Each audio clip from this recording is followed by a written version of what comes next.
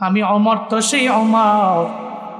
Abu Jahl, Utba, Saiba, Walid ইবনে মুগিরা এরা বলল, হ্যাঁ কে আসো মুহাম্মদের গর্দান আনার জন্য যাও। ওই মুহাম্মদের গর্দান আনার জন্য তুমি যে তৈয়ার হতে পারবা, গর্দানটাকে সুন্দর করে আমার কাছে আইনা যারা উপহার দিয়ে দিতে পারবা, তাহলে তোমাদেরকে 100 উটনি দেওয়া হবে। হযরতে ওমর তরবারি নিয়ে দাঁড়ায় গেল। হ্যাঁ আবু জাহাল, মুহাম্মদের দরবারে আমি যাব, মুহাম্মদের গর্দানটাকে দেহ থেকে আলাদা কইরা সুন্দর করে উপহার দিয়ে দিব। হযরতে ওমর যখন তরবারি নিয়ে দৌড়া যায়, প্রতিমধ্যে যাওয়ার পরে ওমরের বোন ফাতেমার তেলাওয়াত শুই না, মনটা বিগলিত হয়ে যায়। হায়রে এত সুন্দর তিলাওয়াত। এবার ফাতেমার দরবারে যায় বলে, ফাতেমা রে, এত সুন্দর করে তুমি কোরআন তিলাওয়াত করো, কে তোমারে শিখাইলো? এই পরিপূর্ণ তিলাওয়াত কোন জায়গায় গেলে শোনা যাবে?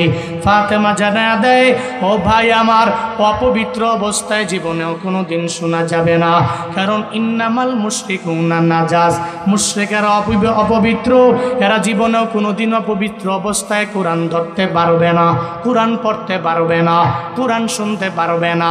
নবীর দরবারে যাও, আমার নবীর দরবারে যাইয়া যদি কালেমা পড়ে যদি মুসলমান হয়ে যেতে পারো, এরপরে তুমি কোরআন তিলাওয়াত শুনতে পারো। ওমর জানায়া দেয়, ওই মুহাম্মদের এরিয়াটা আমারে জানাও, ওই মুহাম্মদ কোন ঘরের মধ্যে আছে আমারে জানাও। এরপরে যখন ওমর দৌড়ায়, ওদিকে মায়ার নবী বৈশা বয়ান করি, রহমাতুল লিল আলামিনের সামনে 11 জন সাহাবা বসা। 11 জন সাহাবা মাত্র গোপনে গোপনে আমার মায়ার নবী দাওয়াত দেয়। 11 জন সাহাবা যখন জানতে পারে ওমর দৌড়ায় আসে, তরবারি নিয়ে হাজির হয়ে যাচ্ছে, আমার নবীর গর্দান নেওয়ার জন্য চলে আসছে। 11 জন সাহাবা আমার নবীরে জানায় দেয়, নবী আমার, আপনি চলেন চলেন, একটা গোপন কক্ষের মধ্যে আপনারে ঢুকায় দেই, কারণ ওমর আপনাকে মারার জন্য আসে, তরবারি নিয়ে আসছে আপনার দেহ থেকে গর্দানটাকে আলাদা করার জন্য। হযরতে ওমর যখন দৌড়ে আসে, মায়ার নবী এবার কয়, ও সাহাবায়ে কেরাম, আমার ওমরের আমার ঘরের মধ্যে আসতে দাও, আমার ওমরের জন্য আমার দরওয়াজা ওপেন করে দাও, আমার ওমরের বলো আমারে মারার জন্য।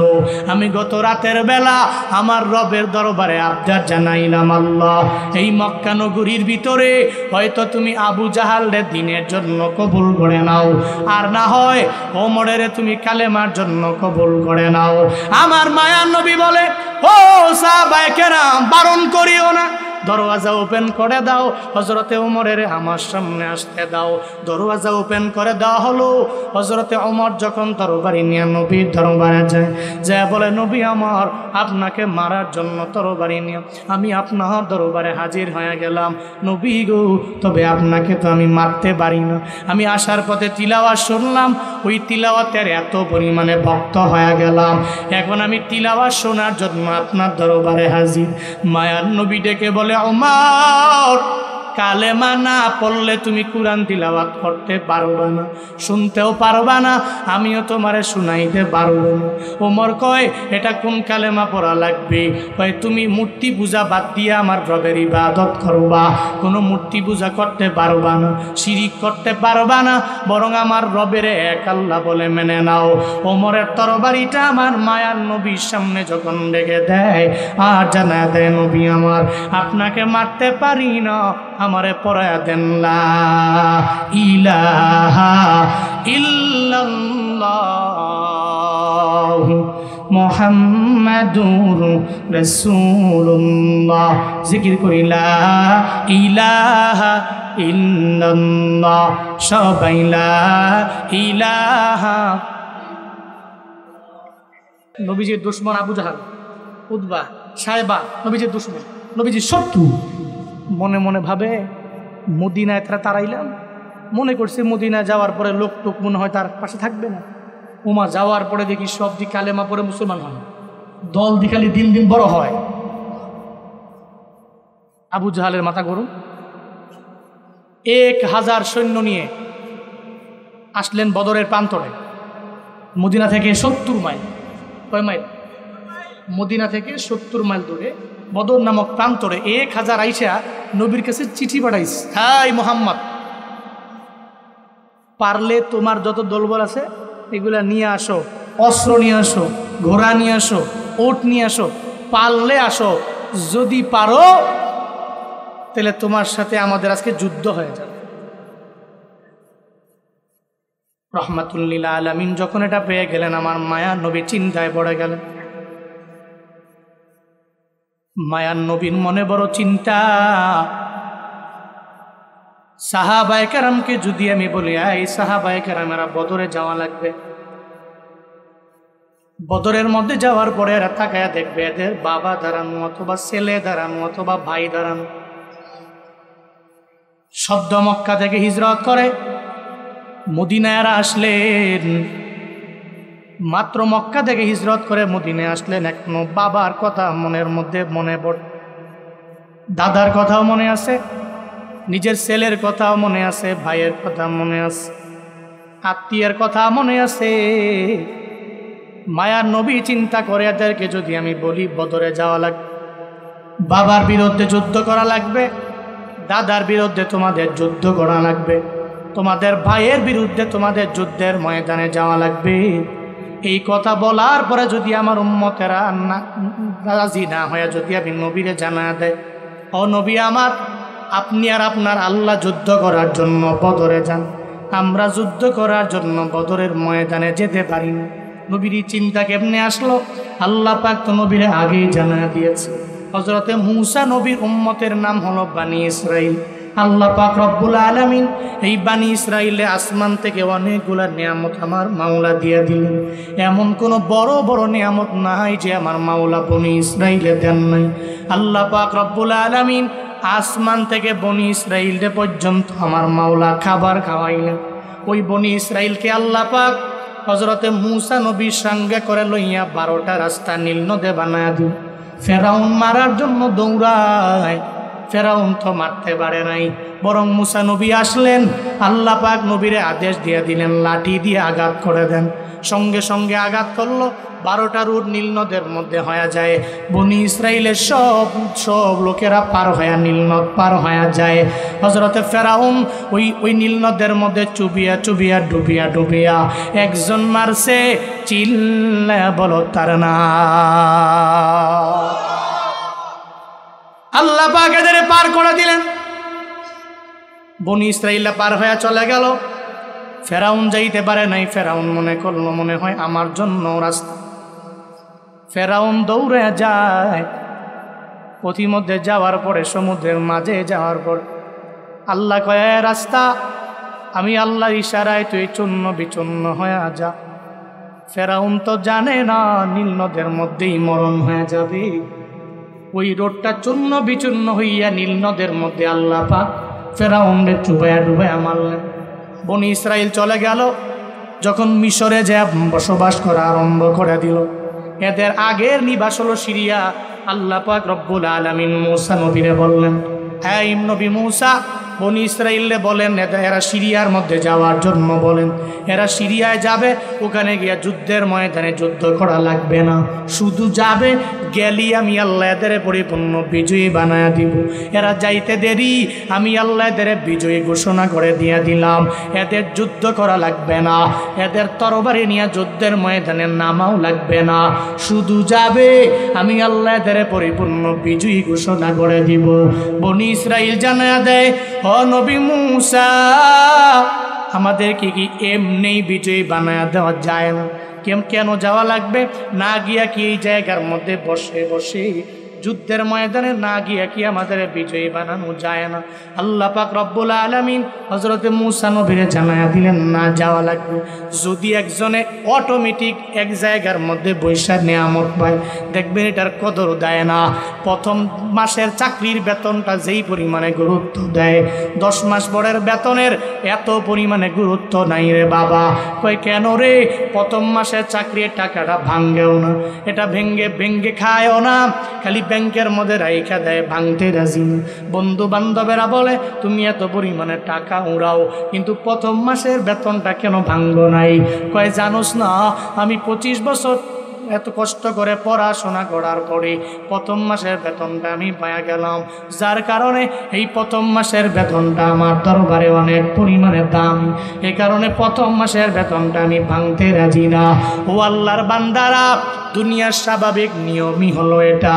দুনিয়ার মানুষেরা যেটা কষ্ট করে অর্জন করে চিরজীবন মনে রাখে। আল্লাহ পাক জানায়া দেয়, ও নবী মুসা, বনি ইসরাইলে জানায়া দেন, আমি আল্লাহ তো চাইলেই ঘরের মধ্যে বৈশা আমি আল্লাহ এদেরকে পরিপূর্ণ বিজয় দিতে পারি, তবে কদর করবে না। এদের বলেন সিরিয়ার মধ্যে এরা যাবে, যুদ্ধের ময়দানে নাইমা তরবারি দিয়া যুদ্ধ করা লাগবে না, এরা যাইতে দেরি হয়ে যাবে, আমি মাওলা এদের বিজয়ী বানাইতে দেরি করব না। পড়েন সুবহানাল্লাহ। বনি ইসরাইল এত পরিমাণ অকৃতজ্ঞ জাতি, সঙ্গে সঙ্গে বলতে লাগলো, এই মুসা, এখানে বসে থাকলে তোমার আল্লাহরে কও বিজয় এনে দিয়ে দিবে। আল্লাহ কয় সিরিয়া যাওয়ার জন্য, হে কয় যাবেন। কি কয় উল্টা, কয় ইজহাব, তুমি যাও, আনতা ওয়া রব্বুক, তুমি আর তোমার রব যাও, ফাকাতিলা, হেনে গিয়া দুইজনে যুদ্ধ করো, ইন্না হা হুনা কাঈদুন, আমরা বসতি তো এনে বসে রইলাম। নাউজুবিল্লাহ পড়বেন না, কি অকৃতজ্ঞ। আল্লাহ কয় তোরে এত নিয়ামত খাওয়াইলাম দিলাম, খালি কইলাম যে সিরিয়াটা পুরাটা আমি চাই মুসলমানদের হাতে দিয়া দিব, বনি ইসরাইলের হাতে দিয়া দিব, তোরা খালি যাবি, তরবারি দিয়া যুদ্ধ করা লাগবে না, খালি গেলেই রবের পক্ষ থেকে নাসরুম মিনাল্লাহ, আল্লাহর পক্ষ থেকে সাহায্য আসবে, নুসরত আসবে, খালি যাবি, যুদ্ধ করা লাগবে না, জয়ী হয়ে যাবি। এরা কয় মুসা, যাইতে মন চায় তুমি যাও, তোমার আল্লাহরের সঙ্গে করে লইয়া যাও, আমরা মিশরে বইছি তো বইছি, সিরিয়ায় যাইতে রাজি না। নবী চিন্তা করে, মুসা নবী এদেরকে বলল, এরা গেল না, এই জন্য ওই জাতিকে আল্লাহ পাক শেষ পর্যন্ত নিয়ামত থেকে বঞ্চিত করে ফেললেন।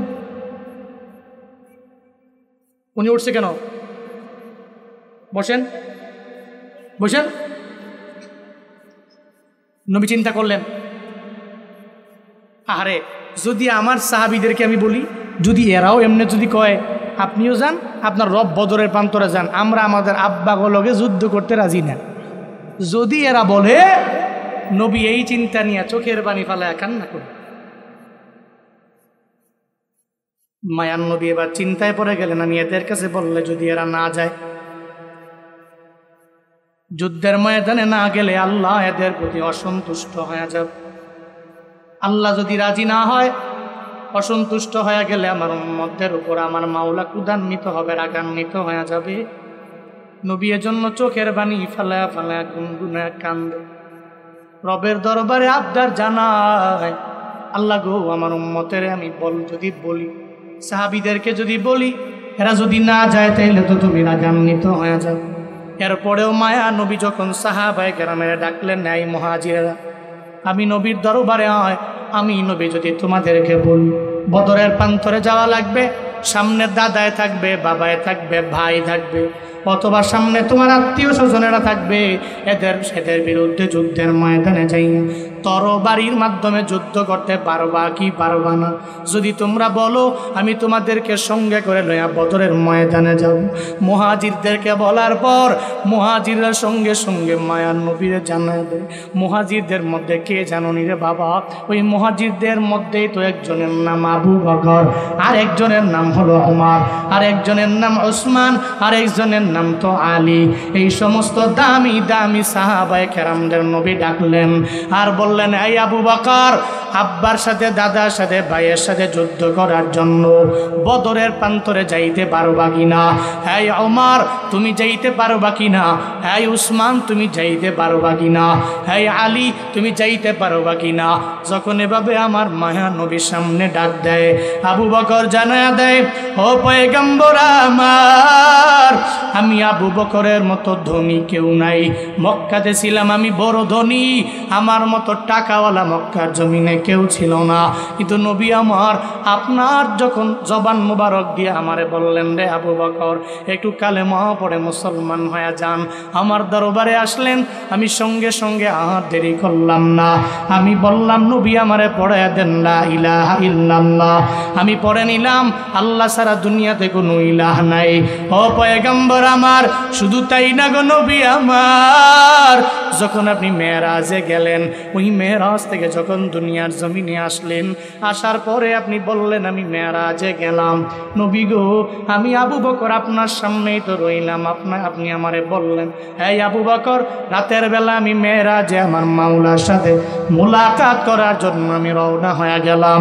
এই আবু বকর তুমি এই কথা বিশ্বাস করো কি করো না? আবু বকর জানায় দেয়, নবী আমার আপনি যা বলেন জীবনেও মিথ্যা বলতে পারেন না, এই জন্য সিদ্দিক উপাধিও পর্যন্ত আপনি আমারে দিয়ে দিলেন। আজকে আমি মদিনায় আসলাম, আমার মক্কা থেকে এত পরিমাণে টাকার দিকে তাকাই নাই, আমার ওটের পালের দিকে তাকাই নাই, কোনো কিছুর দিকে তাকাইলাম না, বরং পয়গম্বর আপনার মহাব্বতে প্রেমে মক্কা থেকে আমি মদিনায় আসলাম। ও পয়গম্বর, ওই বদরের প্রান্তরে যদি আমার যাওয়া লাগে, আমার দেহের বিন্দু থেকে বিন্দু মাত্র পরিমাণ রক্ত থাকা পর্যন্ত আমি আবু বকর আপনাকে ছেড়ে বাড়ি আসবো না। পড়েন সুবহানাল্লাহ। আবু বকর কি কয়? আমার দেহের বিন্দু থেকে বিন্দু মাত্র পরিমাণ রক্ত থাকা পর্যন্ত নবী যুদ্ধের ময়দান থেকে আপনার ছেড়ে আমি আসবো না। নবী সাহস পেয়ে গেল। হযরতে ওমর যখন এবার মায়া নবীর দরবারে বস, মায়ান নবী বলে, ওমর বদরের প্রান্তরে যুদ্ধের ময়দানে যাওয়া লাগবে, যাবা কিনা? ওমর জানায় দেয়, নবী আমার আপনি বলছেন, আমি ওমর কেন যাব না গো পয়গম্বর? আমি ওমর তো সেই ওমর আবু জাহাল, উতবা, সাইবা, ওয়ালিদ ইবনে মুগিরা। এরা বলল, হ্যাঁ কে আসো মুহাম্মদের গর্দান আনার জন্য যাও।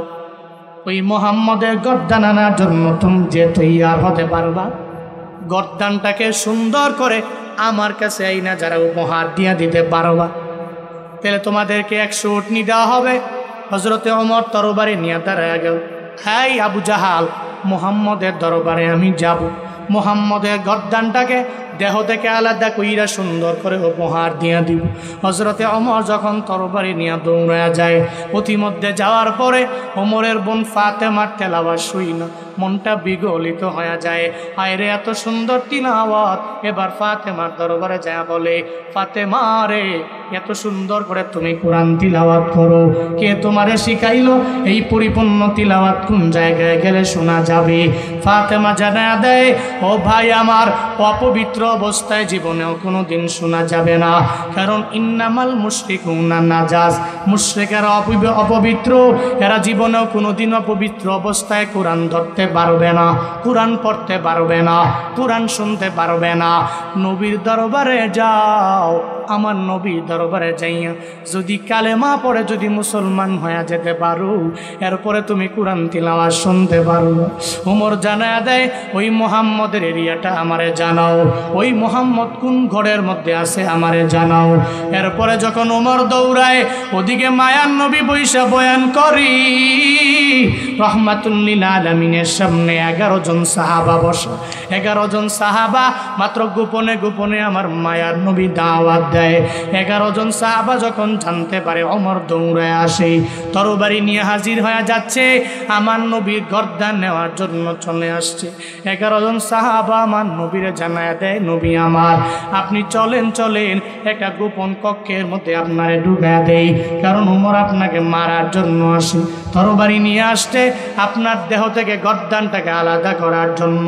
হযরতে ওমর যখন দৌড়ে আসে, মায়ার নবী এবার কয়, ও সাহাবায়ে কেরাম, আমার ওমরের আমার ঘরের মধ্যে আসতে দাও, আমার ওমরের জন্য আমার দরওয়াজা ওপেন করে দাও, আমার ওমরের বলো আমারে মারার জন্য আমি গত রাতের বেলা আমার রবের দরবারে আবদার জানাইলাম, আল্লাহ এই মক্কা নগরীর ভিতরে হয়তো তুমি আবু জাহালের দিনের জন্য কবুল করে নাও, আর না হয় ওমরের তুমি কালেমার জন্য কবুল করে নাও।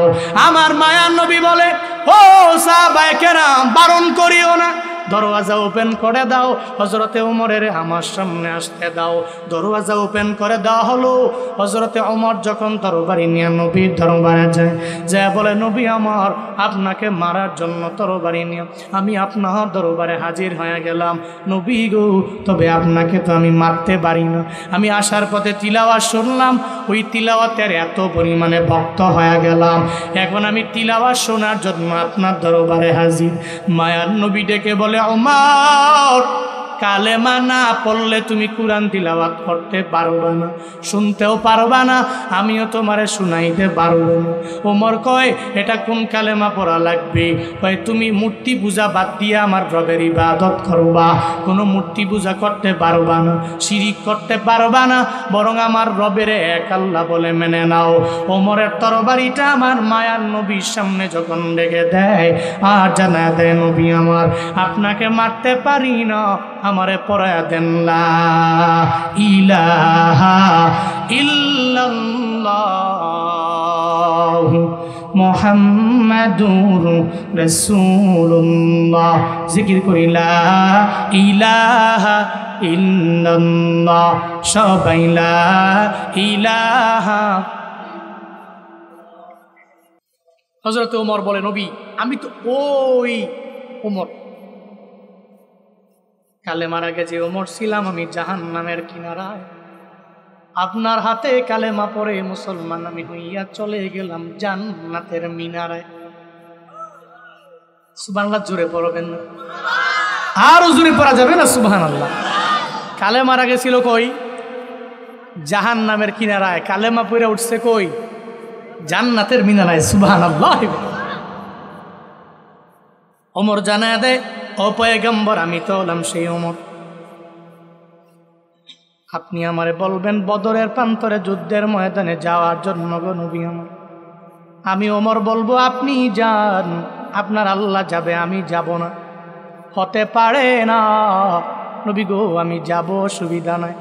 যুদ্ধের ময়দান থেকে সব যদি আপনারে সাইরা দিয়া বাড়ির মধ্যে চলে আসে, আমি ওমর আর আপনি দুইজনে মিলনা যুদ্ধের ময়দানে যুদ্ধ করার জন্য থাকবো। বলেন সুবহানাল্লাহ। নবী হেসে দিলেন। এবার মায়া নবী মসজিদের নববীর মধ্যে বৈশা বৈশা বদরের প্রান্তরে যাওয়ার জন্য যখন লিস্ট করা আরম্ভ করলেন, মোট ৩১৩ জন পাইলেন। এই ৩১৩ জন যুদ্ধের ময়দানে যাওয়ার জন্য রওনা। কারো কাছে এত বেশি অস্ত্র নাই, কয়জনের কাছে আছে, আরো বাকি জনের কাছে নাই। অস্ত্রও নাই, ঘোড়াও নাই, ওটও নাই। অস্ত্র ছাড়া যখন দৌড়ে খেজুরের ডাল নিয়ে যুদ্ধের ময়দানে দৌড়ে, আমার মাওলা দেখে রে, বদরের প্রান্তরে যাওয়ার জন্য এরা দৌড়ে। মায়ান নবীরে ফিরায় নাই। মায়ান নবী বলতে দেরি রহমাতুল্লিল আলামিনের কথা শোনার পরে যুদ্ধের ময়দানে যাওয়ার জন্য যখন এরা দৌড়ায়, আল্লাহ ঘোষণা করে দিলেন, ও নবী আমার কোনো অসুবিধা নাই। এই যে যুদ্ধের ময়দানে বদরের প্রান্তরে যাওয়ার জন্য যারা দৌড়ায়, আমি আল্লাহ এত বড় প্রতিদান এই বান্দাগুলোরে দিয়া দিলাম। কত বড় প্রতিদান জানেননি? যারা যুদ্ধের ময়দানে গেছে, এই ৩১৩ জন সাহাবীরা, এদের পূর্ববর্তী জীবনের সমস্ত গুনাহ আমি মাফ করে দিলাম। শুধু তাই না, এদের মৃত্যু পর্যন্ত যত গুনাহ আছে সব গুনাহ আমি আল্লাহ মাফ করে দিলাম। এদের আগের এবং পরের সমস্ত গুনাহ আমি আল্লাহ মাফ করে দিলাম। ৩১৩ জন সাহাবী।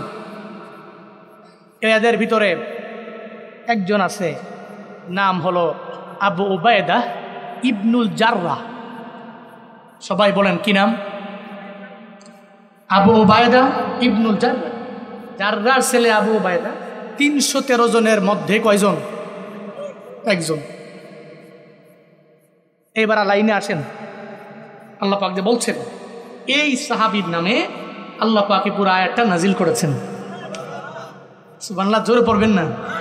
তাহলে সাহাবীর নাম কি? আবু উবায়দা ইবনুল জাররাহ। আবু উবায়দা ইবনুল জাররাহ। সূরার নাম জানে কি? মুজাদালা। মাশাআল্লাহ, সূরার নাম কি? মুজাদালা। আয়াত নাম্বার কত? 22। আবু উবায়দা ইবনুল জাররাহ যুদ্ধের ময়দানে যাওয়ার জন্য রওনা। 313 জনের মধ্যে একজন এই আবু উবাইদা যখন রওনা হয়ে গেল যুদ্ধ করার জন্য ময়দানে যাবে, যাওয়ার পরে শুনে রে যুদ্ধের ময়দানে নাকি বাবাই চলে আসছে যুদ্ধ করার জন্য, মানে জাররায়। আবু উবাইদার বাবা জাররা যুদ্ধ করার জন্য মুসলমানদের বিরুদ্ধে তরবারি নিয়ে দাঁড়ানো। মনের মধ্যে কেন যেন মায়া, বাবায় যদি আমার সামনে পইরা যায় যুদ্ধের ময়দানে, আমি বাবার সামনে কেমনে যুদ্ধ করব? তবে এতটুকু কনফার্ম বাবায় যুদ্ধ করার জন্য আসছে। আল্লাহ পাক তো জানাইছেন, একটা বাবা যদি তোমার কাফের হয়ে যায় এদের সাথে অন্যায় আচরণ করা যাবে না। তোমার মা যদি মুশরিকা হয়ে যায় ওই মায়ের সাথে অন্যায় করা যাবে না। আব্বা আম্মায় যদি অন্য ধর্মের হয় এদের সাথে ভালো ব্যবহার করা লাগবে, অন্যায় করা যাবে না। ও সিরাজগঞ্জের উল্লাপাড়ার মুসলমান, কপালটা বুঝি এত পরিমাণে পুইরা গেল। বাবা এত কাফের না, মা এত কাফের না, মুশরিকাও না, এরপরেও মা বাবার মনের মধ্যে আঘাত দেয়। এমন যুবক সমাজে আছে না না? সাহাবায়ে কেরামের মনে বড় চিন্তা, যুদ্ধের ময়দানে যাওয়ার পরে বাবায় যদি আমার সামনে দাঁড়ায় যায়, বাবায় কাফের, কিন্তু কাফের হওয়ার পরে আল্লাহ পাক বলছেন তোমার বাবার সাথে তুমি ভালো আচরণ করি। কিন্তু কপাল পুরা মুসলমানেরা কেন যেন তুমি বাবার সাথে খারাপ আচরণ করো বারবার। একটা ফোন কেনার জন্য খালি বাবারে গিয়া ধমক দাও, এই ডেলে বার বাবা, দিন মজুর বাবা, তোমার ঘরের মধ্যে যে জন্ম নিয়ে আমি সন্তান মনে হয় ভুল করলাম। সন্তানের টেলিফোন যদি কিনে না দিতে পারো তাহলে তুমি বাবা আমারে জন্ম দিছো কিল্লাই। এরকম সন্তানের আব্বা আম্মারে বলে রে বাপ, মনে রাখবা জীবনে যদি সফল হইয়া অগ্রগামী হইতে চাও, দুনিয়াতে যদি দামি হইবার চাও, আব্বা আম্মার দোয়ার কোনো বিকল্প নাই, ঠিক কিনা? এই যে গত নভেম্বরের অক্টোবরে আমার প্রোগ্রাম ছিল চাপাই জেলা, রাজশাহীর পরে চাপাই। আমি রওনা হয়ে গেলাম। পরিচিত একজন মানুষ আছে, বাড়ি হলো রাজশাহী জেলার মধ্যে। ও বুঝতে পারছে চাপাই যেহেতু আসছি, মনে হয় আগামীকাল প্রোগ্রাম রাজশাহী হবে, না হয় উত্তরবঙ্গের কোনো একটা জেলার মধ্যে হবে। প্রোগ্রামে যাওয়ার পরে আমার টেলিফোন করে বলল আমার বাসার মধ্যে থাকবা বন্ধু। আমি বললাম না না, কালকে আমার ঢাকায় গিয়া বয়ান ধরা লাগবে। আমার বন্ধু আমারে কয় কেমনে পারো, কেমনে দৌড়াও, কেমনে দৌড়াও। আমরা একবার যদি বাসে কইরা ঢাকার মধ্যে যাই 3 দিন ঘুমানো লাগে, এরপরে ঘুমাইয়া এরপরে আর এক জায়গায় যাওয়ার জন্য রওনা করি। একদিন সফল করলে মনে হয় পুরা বডিটাই টায়ার্ড হয়ে গেল, ক্লান্ত হয়ে গেল। কেমনে পারো তোমরা? আমি তারে জবাব দিলাম আমার ইলমের পাওয়ারে আমি দৌড়াই না রে, আমার আমলের পাওয়ারে আমি দৌড়াই না, আমার হিলমের পাওয়ারে দৌড়াই না, বরং আমার আল্লাহর দয়া নিয়া দৌড়াই, আমার মা বাবার দোয়া নিয়া দৌড়াই। পৃথিবীর বড় বড় স্কলারের দিকে তাকায়া দেখো, এরা দামি হয়ে গেল। কেমনে হয়ে গেল? বলে মা বাবার দোয়ার বদৌলতে সম্ভব হয়ে গেল। ওই মা বাবার দোয়া নিয়ে বান্দা তুমি আগায়া যাও, তো তুমিও তো অনেক পরিমাণে দামি হয়ে যেতে পারবা। আব্বা আম্মার বদদোয়া নিয়ে যদি চলো, হুজুর আমি বাবা আম্মা বাপ মার বদদোয়া নিয়ে যাও, চলার পর আমি তাকায়া দেখলাম 1 বছরে আমার কোনো ক্ষতি নাই, 2 বছরে ক্ষতি নাই। মনে রাখবা মৃত্যুর আগে হইলে ওই বদদোয়া একবার না একবার তোমার উপরে পড়বে। একটা কথা মনে রাখবা, আব্বা আম্মার দুনিয়া থেকে বিদায় নিয়ে যাওয়ার পরে টের বাবা এই বাপ মা কত পরিমাণে দামি একটা বৃক্ষ তোমার আমার দরবারে ছিল। ওই সময় টের বাবা, ওই সময় মা বাবার পরিপূর্ণ কদর দিতে পারবা রে বাবা। তুমি যখন অসুস্থ হয়ে যাও, তোমার মায়ে গিয়া সামনে দাঁড়ায়া যায়, তোমাকে সুস্থতা করার জন্য মায়ে ব্যাকগ্রাউন্ডে দাঁড়ায়। আরে সন্তানটা অসুস্থ হয়ে গেল, সুস্থতার নিয়ামতে আনার জন্য যা মেডিসিন লাগবে, দেখবা মায়ে গিয়া বিছানার পাশে বসে গেল। আর যখন জ্বর আসে, এরপরে মায়ে তোমারে সুন্দর করে পানি দিয়া মাথার মধ্যে পানি দেয়। মেডিসিন কেনার জন্য মায়ে বাজারের মধ্যে দৌড়ায়। কেন রে? কারণ মায়ের মতো আপন তো বাবা কেউ হবে না, ওই আব্বার মতো মতো আপন দুনিয়ার মধ্যে কেউ হবে না রে বাবা। এই যে চট্টগ্রামের একজন আইনজীবীকে এরা দুনিয়া থেকে বিদায় করে দিল, ওই যে সাইফুল ইসলাম আলিফ সাহেবকে দুনিয়া থেকে বিদায় করে দিল। ওর জানাজার সময় দেখলেন না ওর মা কি সুন্দর কইরা কইরা কপালের মধ্যে চুমু দেয়, সন্তানের জন্য আমার রবের দরবারে আবদার জানায় দোয়া কইরা দেয়। সাইফুল ইসলামের মায় জানে রে বাবা, সাইফুল ইসলামের জন্য কত পরিমাণে অন্তরের মধ্যে মায়া। একটা সন্তানের জন্য দেখবেন মায় এত পরিমাণে মহাব্বত করে ভালোবাসে। আপনার বউ এত ভালোবাসবে না, আপনার ছেলে মেয়েরা আপনার এত পরিমাণে ভালোবাসবে না, আপনার বন্ধু বান্ধবেরা এত পরিমাণে ভালোবাসবে না। মায়ের সন্তানের যে ভালোবাসা দেয়, এই ভালোবাসা অন্য কেউ দিতে পারে না। চিল্লা ঠিক কিনা? ওই মা বাবার দোয়া নিয়ে আগাই ওর যুবক। যেই মা বাবায় তোমার মরণের পরেও বান্দা তোমারে ভুলে না, বরং রবের দরবারে দোয়া কইরা দে। সাবধান, বদদোয়া নিয়ে আগায়ও না। বদদোয়া নিয়ে আগায় যাওয়ার কারণে হযরতে জুরাইজের কি পরিমাণ পরিণতি হয়ে গেল। বুখারী শরীফের বর্ণনা, রহমাতুল্লিল আলামিন একদিন সাহাবায়ে কেরাম নিয়ে সামনে বয়ান করে। নবী বলল, সাহাবীরা জীবনে কোনোদিন আব্বা আম্মার সাথে খারাপ ব্যবহার কইরা বদদোয়া নিবা না। সাহাবায়ে কেরামদের নবীর ঘটনা শোনায়। নবী জানায় দেয় সাহাবায়ে কেরামেরা, বনি ইসরাইলের মধ্যে একজন আবেদ ছিল। ওই আবেদের নাম হলো জুরাইজ। কি নাম? সবাই বলেন কি নাম? জুরাইজ। আলেম না আবেদ? আলেম এক জিনিস, আবেদ কি আরেক জিনিস। হুজুর, বড় হুজুর, ইলমের ঘাটি নিয়ে, ইলমের পুঁজি নিয়ে দৌড়ায়, ঠিক মতো ফজরের নামাজ জোহরের নামাজ পড়ে, আছে না নাই? আমি আমারে বলি, আমি আমার লোকদের বলি, আমি আমার ঘরানার লোকদেরকে বলি, আমি আগে দিতে, এরপর আপনারা। বড় হুজুর ঠিক মতো নামাজ পড়ে না, রিক্সাওয়ালা হুজুরও না, হুজুরের ধারে কাছেও না, ফজর ছাড়ে না, জোহর ছাড়ে না, আসর ছাড়ে না, মাগরিব এশা ছাড়ে না, এমন রিক্সাওয়ালা আছে না নাই? আছে না নাই? আছে না নাই? এই জন্য আলেম হলে জান্নাতি, আবেদ হলে জাহান্নামী। বিষয়টা এমন নয়। আল্লাহ তো বান্দার দেখে দিন, দেখে আমল, দেখে অন্তর। একজন আবেদ জুরাইজ অনেক বড় আলেম এমন না, কিন্তু আল্লাহর গুণগান গায় বেশি, আল্লাহকে স্মরণ করে বেশি। পাহাড়ের চূড়ায় তাহাজ্জুদ পড়ে, হঠাৎ করে মায় ডাক দেয়, হ্যাঁ জুরাইজ, আমার জন্য এক গ্লাস পানি নিয়ে আস। কি কয়? এক গ্লাস পানি আমার জন্য। জুরাইজ ডাক শোনার পরেও মায়ের কথা জবাব দেয় না। দ্বিতীয়বার যখন আবার ডাক দেয়, আমার জন্য এক গ্লাস পানি নিয়ে আসো, জবাব দেয় না। তৃতীয়বার যখন আবার মা ডাক দেয়, জুরাইজ রে, আমি মায়ের তৃষ্ণা লাগছে রে, আমার জন্য এক গ্লাস পানি নিয়ে আয়। এরপরও জবাব দেয় না।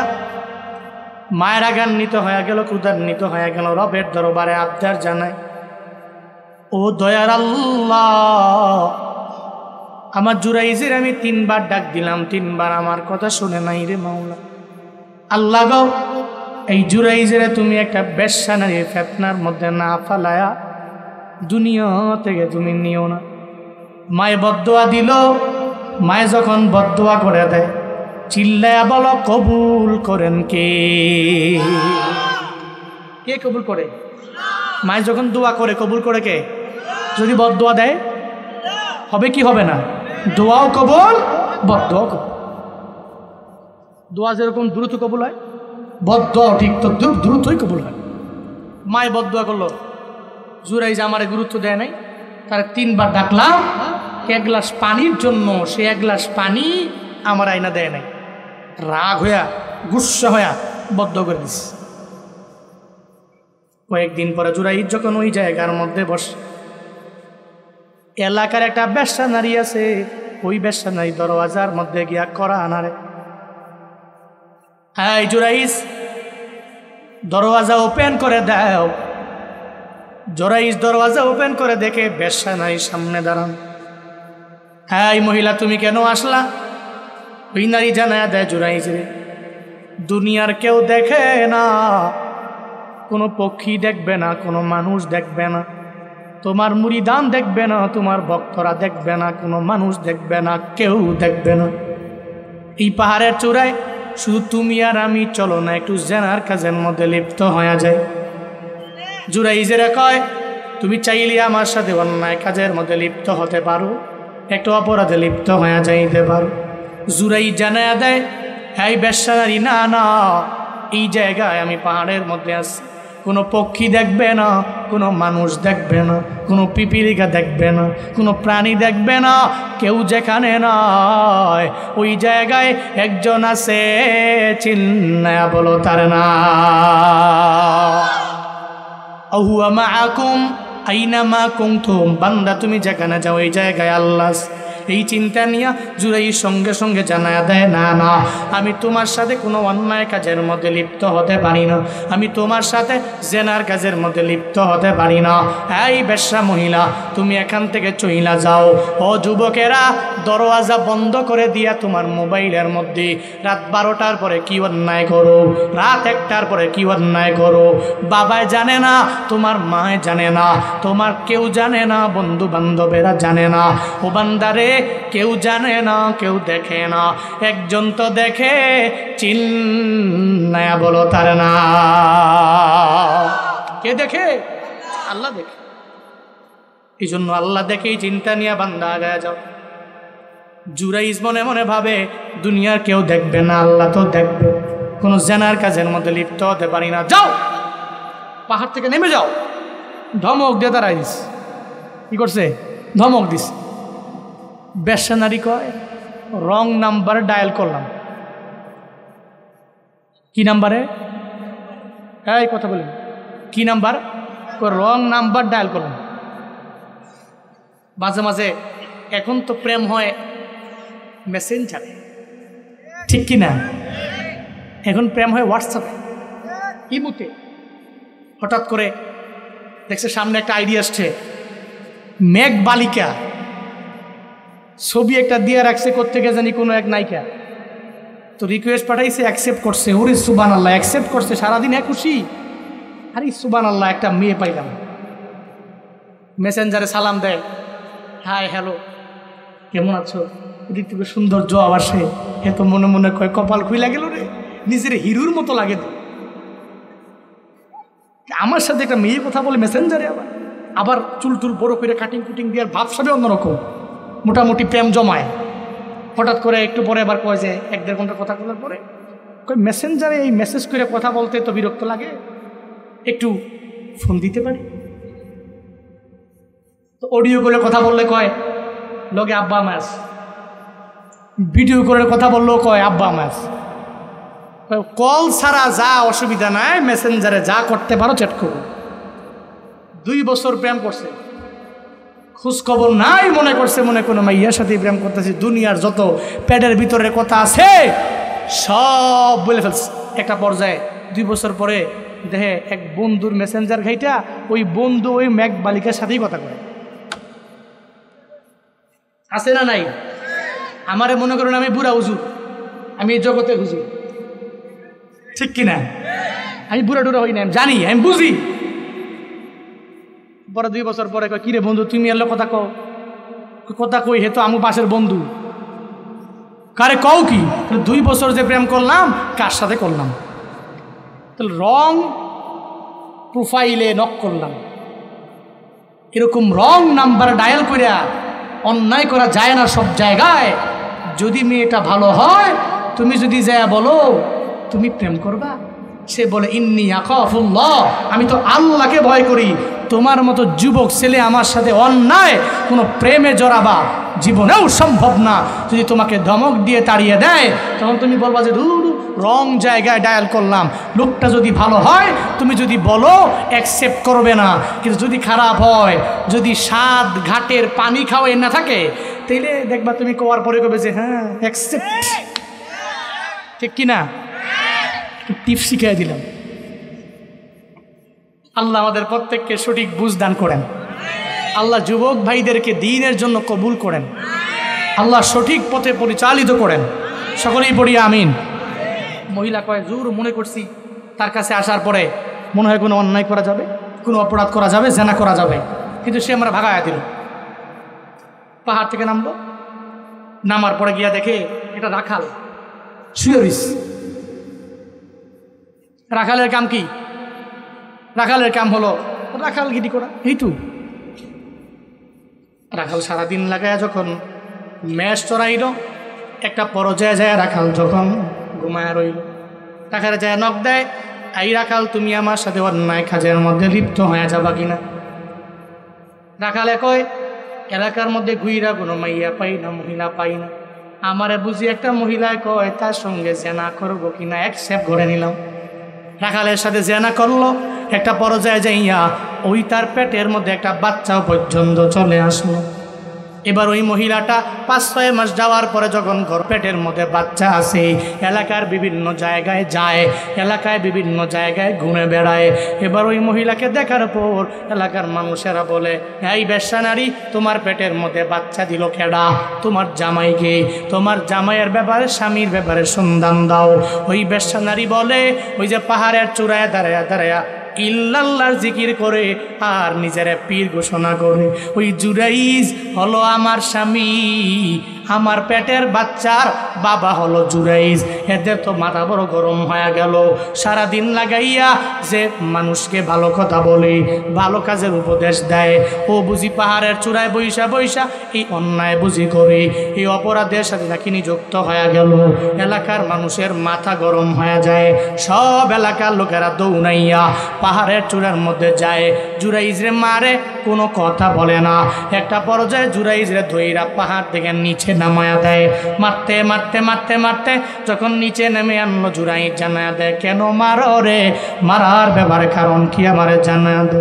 এলাকার লোকেরা বলে, চুরি চুরি সিনা চুরি, একবারে তুমি অন্যায় করলা, আবার বললো কেন মারি?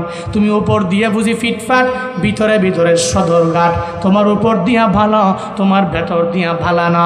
তুমি উপর দিয়া মনে করো তুমি একজন উলিয়ে কামেল, কিন্তু ভিতরে ভিতরে মহিলা মানুষ নিয়ে ওখানে অন্যায় করো, জেনার কাজের মধ্যে লিপ্ত হয়ে যাও। জুরাইজ কয়, না না, আমি ওই মহিলার সাথে কোনো জেনার কাজের মধ্যে লিপ্ত হই নাই। মহিলা গিয়েছে, কিন্তু মহিলার সাথে কোনো অন্যায় আমি করলাম না। কিন্তু এলাকার লোকেরা মানে না, জুরাইজের বারবার বারবার মারে। জুরাইজ কয়, আমারে কেন মারো? আমি তো করলাম না। কয়, মিথ্যা কথা বলবা না। কয়, মিথ্যা বলি না। কয়, মিথ্যা যদি না বলো তাইলে প্রমাণ দাও। এই যে পেটের বাচ্চাটা তোমার সন্তান নাই, ব্যাপারে প্রমাণ দিয়া দাও। জুরাইজ দাঁড়াইয়া আমার রবের দরবারে আবদার জানায়, ও দয়ার মালিক আমার আল্লাহ, আমি জানি তুমিও জানো এই মহিলার পেটের বাচ্চা আমি জুরাইজের না। ও আল্লাহ, তুমি জানো আমি জুরাইজের বাচ্চা তার পেটের মধ্যে নাই। তবে আল্লাহ গো, এটা প্রমাণ আমি কেমনে দিব আমার জানা নাই। এতটুকু আমার জানা আছে, ওই বাচ্চার জবানটা যদি তুমি খুইলা দাও আল্লাহ গো, তাইলে ওই বাচ্চা তার জবান দিয়া বলে দিবি আমি তার রিয়েল বাবা নাকি আর একজন তার রিয়েল বাবা। আল্লাহর দরবারে আবদার জানায়, ও আল্লাহ, আমার কোনো পুঁজি এই দুনিয়ার মধ্যে নাই। আমি তোমার দরবারে দুনিয়াবি লাইনে কোনো কিছু তোমার দরবারে চাই নাই। জুরাই যখন রবের দরবারে বারবার আবদার জানায়, আল্লাহ কবুল করে নেয়। আল্লাহ তো তার বান্দারে ওই জায়গার মধ্যে অপমানিত করবে না। ওই যে মায়ের বদদোয়া, ওই বদদোয়াটা একটু পরিচালিত করার জন্য আমার মাওলা একটু তার কুদরতটারে আমার মাওলা খাটাইলেন। আল্লাহ কবুল করে নিলেন। জুরাইজের দোয়াও কবুল হয়ে গেল। জুরাইজ কয়ে, দাঁড়াও, আমারে মাইরো না। হ্যাঁ, এই মহিলা তুমি আমার সামনে দাঁড়াও। এবার যখন জুরাইজ মহিলার সামনে দাঁড়ায়, ওই মহিলার পেটের বাচ্চার দিকে শাহাদাতি আঙ্গুল দিয়া রবের দরবারে আবদার জানায়, ও দয়ার মালিক, আমি জুরাইজ জানি আমি বড় নিমখারাম, আমি বড় গুনাহগার, কিন্তু আল্লাহ গো, এই পেটের বাচ্চাটার জবান তুমি চাইলেই তো তুমি খুলে দিতে পারো। তুমি রাজা দিরাজ, ওই সন্তানের মালিক তুমি আল্লাহ। ও আল্লাহ, এই বেশ্যা নারীর পেটের মধ্যে যেই বাচ্চা আছে তার জবানটা তুমি খুইলা দাও। শাহাদাতি আঙ্গুল দিয়া ইশারা করতে দেরি হয়ে যায়। বলে, এই মহিলার পেটের বাচ্চা, তুমি জানায়া দাও তোমার বাবাকে। সঙ্গে সঙ্গে ওই মহিলা মহিলার পেটের বাচ্চার জবান একজনে খুলে দেয়, চিল্লা বলো তার না। কাদের কুদরতদারি বরকামাল, আন্তা রব্বি আন্তা হাসবি যুল জালাল, তুহি কাদের জলিলুল্লাহ জাহাদা বহরহালে তুহি মেরা নেগাহাদা। জবান খুলে গেল, কাই তুমি বলো তোমার বাবাকে। জবান আল্লাহ পাক খুলে দিলেন।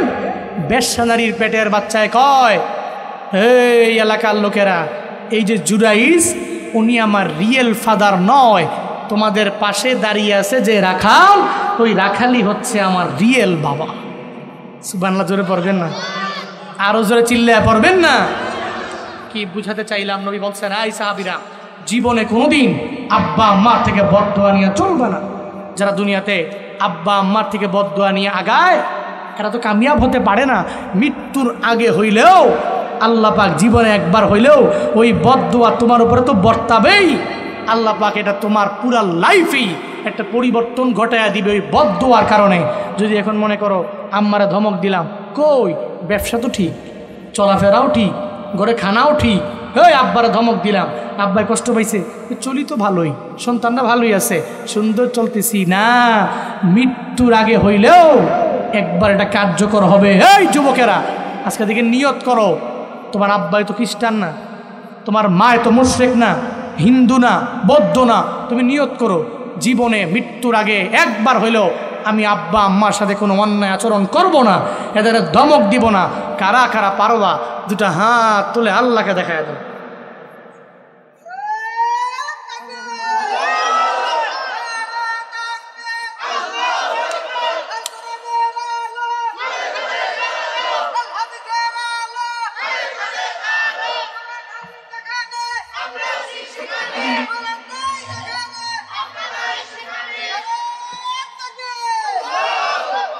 আল্লাহ আমাদের প্রত্যেককে আব্বা আম্মার দোয়া নিয়ে চলার তৌফিক দান করেন। সকলেই পড়ি আমিন। আরো জোরে পড়েন আমিন, আর একটু আওয়াজ করে আমিন।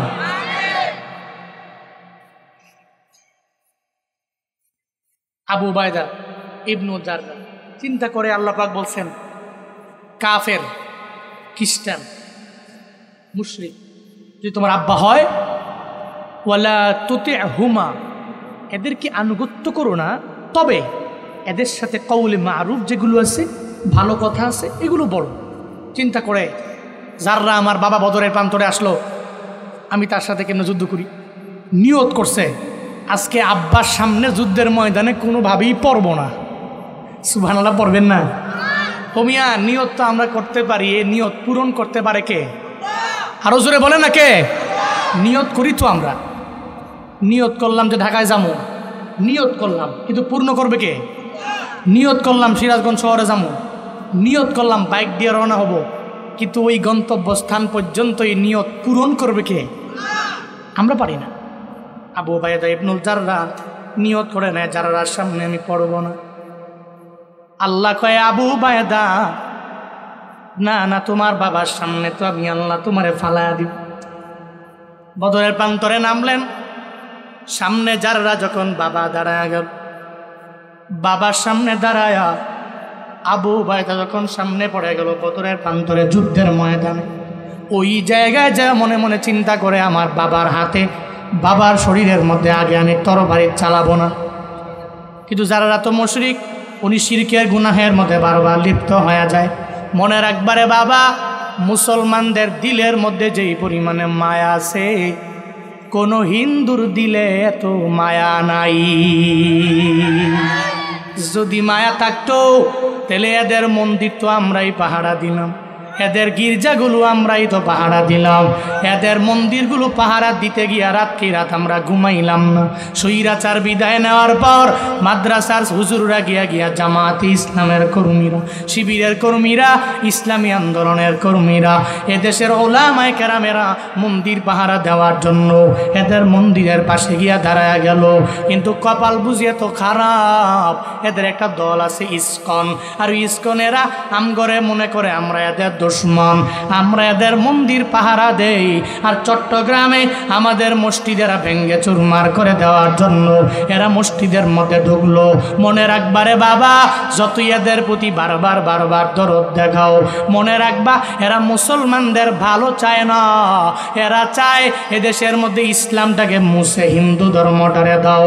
মনে রাখবা তোমরা যতদিন আসো তোমাদের আমরা সাপোর্ট দেয়া দিব, কিন্তু যদি গাজওয়ায় হিন্দ আমাদের দরবারে আসে কাফনের কাপড় মাথার মধ্যে নিয়া আমরাও মাঠে নাইমা কাফেরদের বিরুদ্ধে যুদ্ধ করতে তৈয়ার আছি, ঠিক কিনা?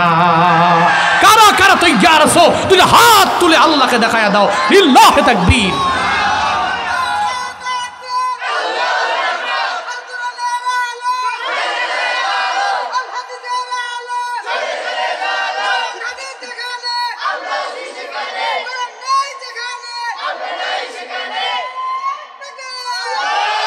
মুসলমানের এই দেশেতে ইসকনের ঠাই নাই, ইসকনের পক্ষে যারা এদের কোনো রক্ষা নাই। মুসলমানের এই দেশেতে ইসকনের ঠাই নাই, ইসকনের পক্ষে যারা এদের কোনো রক্ষা নাই। এই দেশেতে থাকতে হলে কোরআন মানতে হবে, কোরআন না মানবে যারা বিতাড়িত হবে।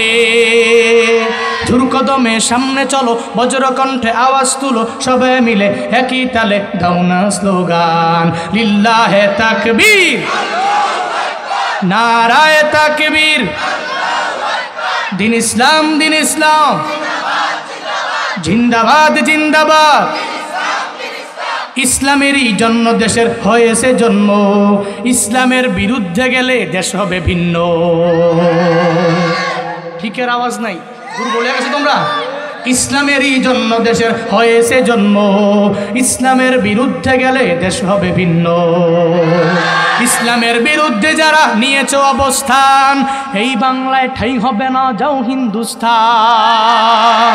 জোরকদমে সামনে চলো, বজ্রকণ্ঠে আওয়াজ তুলো, সবাই মিলে একই তালে দাও না স্লোগান, লিল্লাহে তাকবীর, নারায়ে তাকবীর। দিন ইসলাম, দিন ইসলাম, জিন্দাবাদ জিন্দাবাদ। আল কোরআনের আলো সংসদে জালো, আল হাদিসের আলো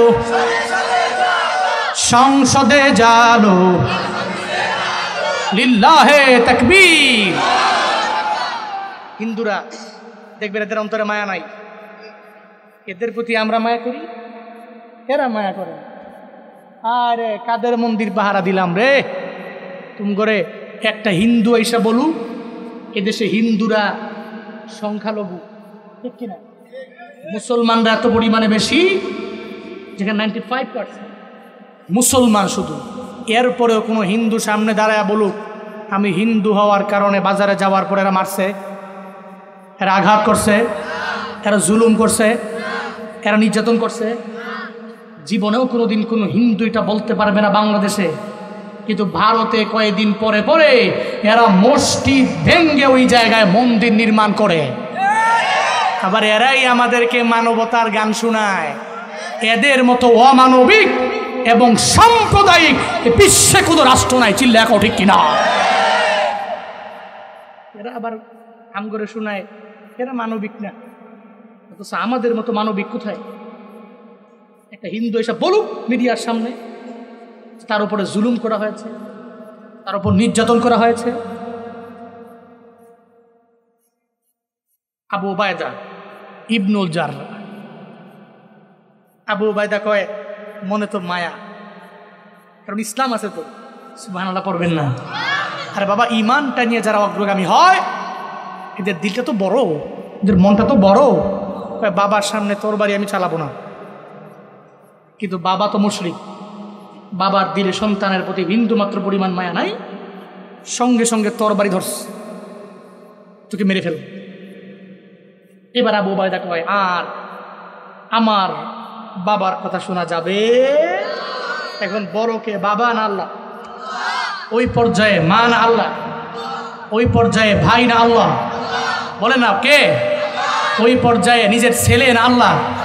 ওই পর্যায়ে নিজের চাচা না আল্লাহ? ওই পর্যায়ে নিজের জেঠা না আল্লাহ কে? এবার মনে করলো যে প্রায়োরিটি আর বাবাকে দেওয়ার সময় নাই, তরবারি দিয়া আল্লাহ কয়, ওই আবু উবায়দা তুই চাস দূরে থাকবি, আর আমি চাই তোর বাবার সাথে যুদ্ধের ময়দানে তোরে ধরা খাওয়াইয়া দিব, দুইজনে মিল্লা যুদ্ধ করবি।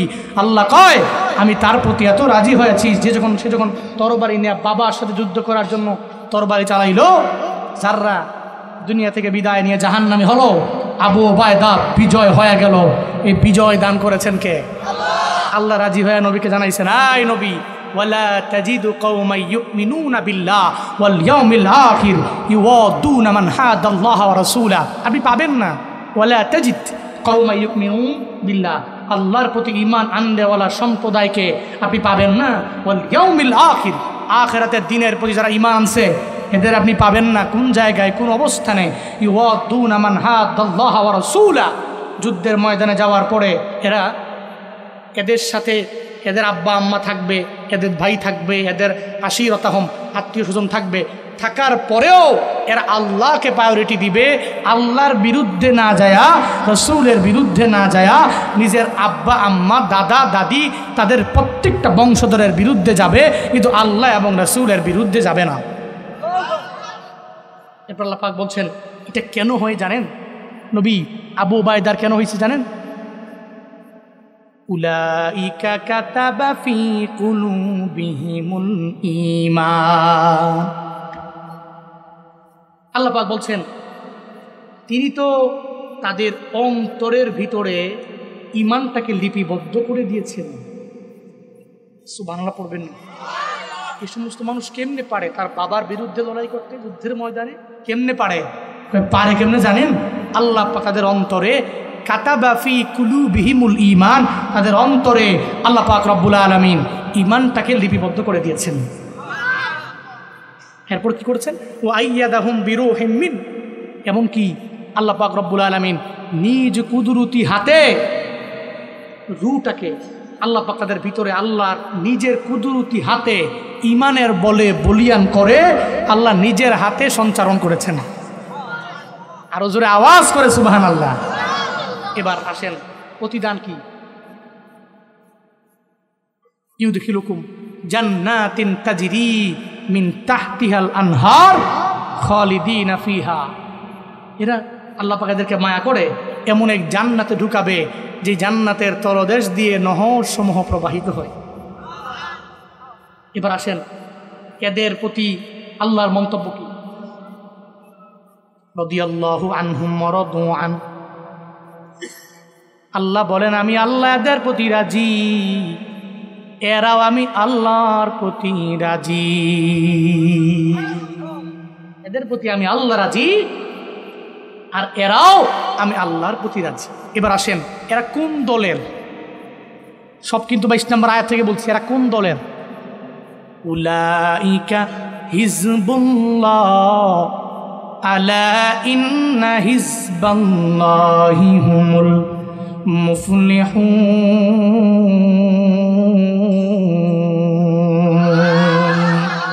আল্লাহ পাক বলেন এরা হচ্ছে আল্লাহর দল, এরা আওয়ামী লীগ না, এরা বিএনপি না, এরা জাসদ বাসদ না, এরা কোন দল রে বাবা? এরা হলো আল্লাহ জানায় দিলেন আমার আল্লাহর দল। আল্লাহ কয়ে জেনে নাও ইন্না হিজবাল্লাহ, নিশ্চয়ই রবের দলের যারা এরা মুফলিহুন, সফল কাম হয়ে যাবে। ঘোষণা আমার না, চিল্লায়া বলো ঘোষণা কার? এজন্য দল কাট্টা করব, কাট্টা কাট্টা আল্লাহকে যেই ব্যক্তি মানে, রাসূলকে যে ব্যক্তি অনুসরণ করে, এই সমস্ত উলুল আমরের দলের অন্তর্ভুক্ত হব এবং সবাইরে বলবো দুনিয়ার কোনো ব্যক্তির দল আমি করি না, আমি তোমার আল্লাহর দল করি।